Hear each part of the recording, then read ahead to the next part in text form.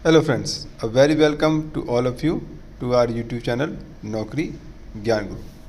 तो दोस्तों, ऐसे ही अपडेट के लिए आप हमारे साथ जुड़े रहें। अगर वीडियो अच्छी लगी तो प्लीज़ लाइक और चैनल को सब्सक्राइब और नोटिफिकेशन बेल ज़रूर प्रेस कर लें ताकि आपको लेटेस्ट अपडेट मिलती रहे।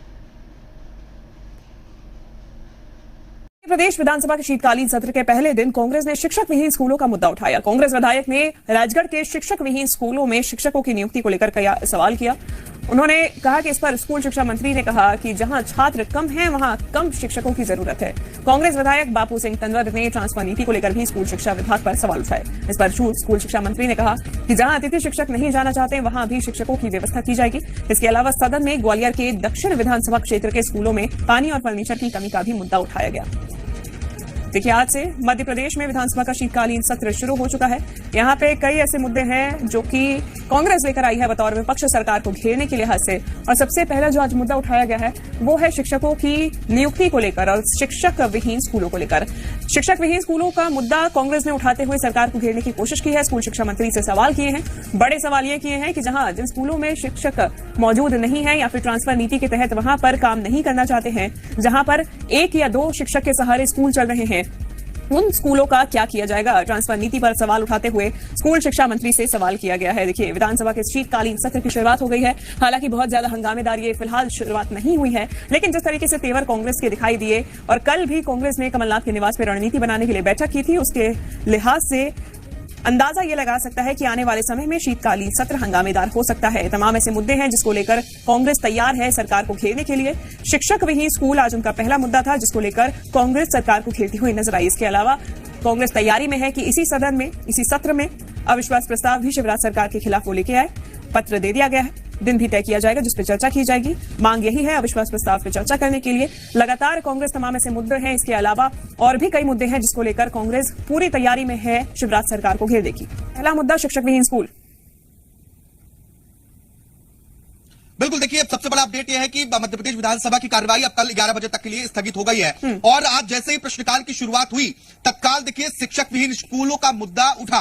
राजगढ़ में शिक्षक विहीन स्कूलों को मुद्दे को लेकर देखिए कांग्रेस विधायक ने सवाल उठाया और स्कूल शिक्षा मंत्री से पूछा कि जिन स्कूलों में शिक्षक नहीं है वहां शिक्षकों की नियुक्ति कब होगी। देखिए, बापू सिंह तंवर कांग्रेस विधायक थे, उनका यह सवाल था और उन्होंने यह भी पूछा कि कई जगह ऐसे हैं जहां पर अतिथि शिक्षक नहीं जाना चाहते हैं, ऐसे में शिक्षकों की नियुक्ति कैसे की जाएगी। इस मामले पर स्कूल शिक्षा मंत्री इंदर सिंह परमार ने जवाब दिया। उन्होंने कहा कि कई जगह अभी ऐसे हैं जहां पर देखिए कम स्टूडेंट्स हैं लेकिन शिक्षक ज्यादा हो गए हैं।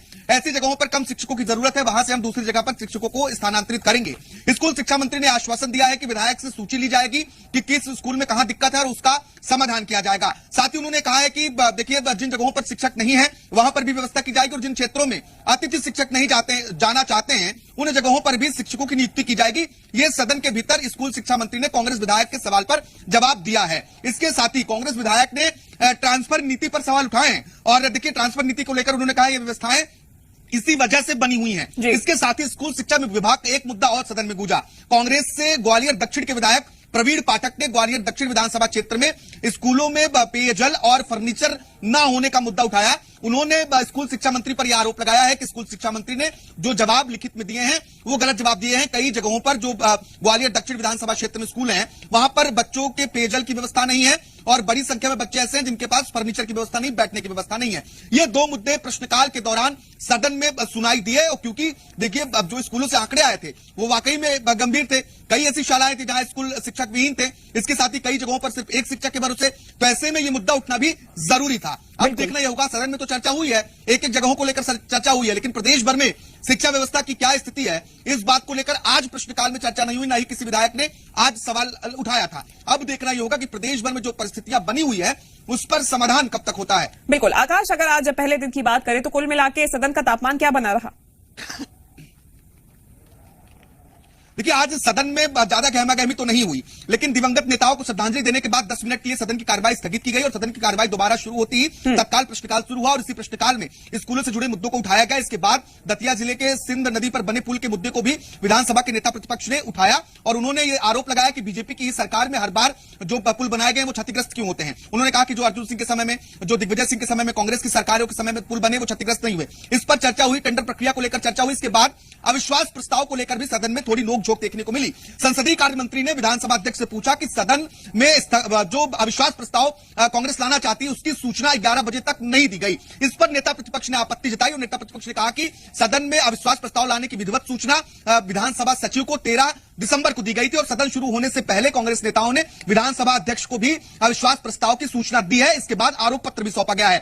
बीच में विधानसभा अध्यक्ष ने जानकारी दी कि विपक्ष के द्वारा अविश्वास प्रस्ताव की सूचना और इसके अलावा जो आरोप पत्र है वो भी 11:50 पर उनके पास पहुंचा है और वो उनके विचाराधीन है, यानी कि इस पर विचार किया जा रहा है। इसके बाद यह तय किया जाएगा कि कब अविश्वास प्रस्ताव पर चर्चा होगी। इस अविश्वास प्रस्ताव के बहस के बीच में देखिए संसदीय कार्य मंत्री और नेता प्रतिपक्ष के बीच नोकझोंक और देखिए ये देखने को मिला। संसदीय कार्य मंत्री ने कहा कि नेता प्रतिपक्ष पढ़े लिखे जरूर हैं लेकिन वो पढ़ते नहीं हैं, इसलिए समय पर उन्होंने देखिए आरोप पत्र नहीं सौंपा। इस तरह की बिल्कुल आकाश, हालांकि नेता प्रतिपक्ष यही दावा करते रहे कि हमने 13 दिसंबर को ही आरोप पत्र दे दिया था। बने रहिए आकाश, हमारे साथ आगे आपसे जानकारी लेंगे।